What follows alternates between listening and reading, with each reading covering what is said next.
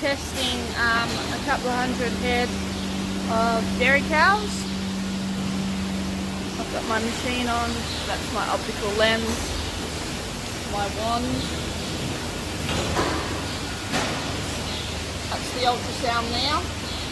It's an ultrasound scanner. And here's the keyboard. It has a lot of settings on it to scale pregnancies from 30 days right up to the 9-month mark. You can detect the pregnancy. It scales accurately up to the 20-week mark, cow 20 weeks in calf. So tonight we're just trying to identify any cows that are open, meaning not pregnant. Open cows are very expensive cows to have on a farm, especially when they're supposed to be in calf.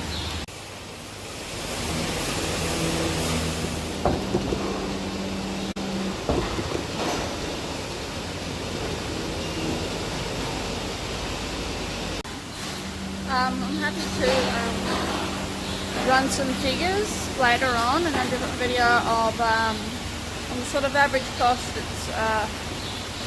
it is for a farm to have an open cow when she's supposed to be in calf. We'll look at it in a logical and practical way, and we'll get it down on paper in figures, and this will include cost of that animal not joining up with a semen and a feed, and what it costs to feed an open cow at the other end before calving.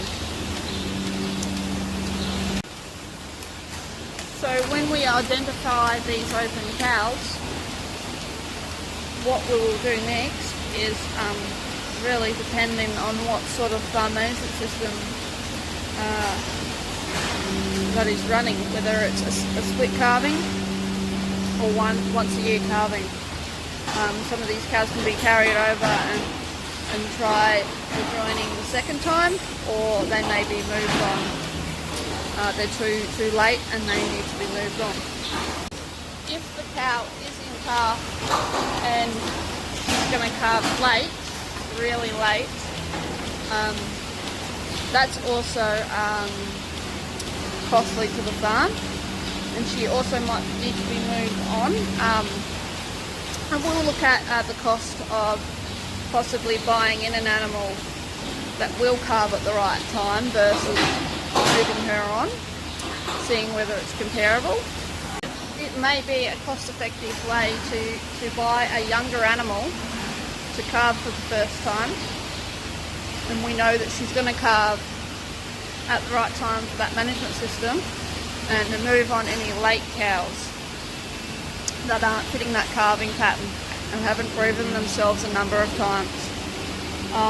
There's a lot of benefits to having that younger herd, not just with your in-calf rates, but also with mastitis and other complications that come with having an older cow.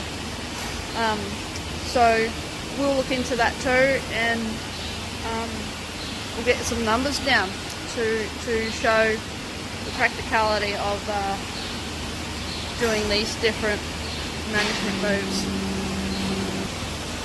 We can look at cows as like they are each an individual investment. Each one is a piece of property, an individual investment, and we want a return on our investment. There's no point breaking even. The cow, she needs to run efficiently and provide her way and give us that return on investment. Some cows are better at returning on investment than others, and but yeah, as long as they are returning on investment, we're happy with that. That's moving forward.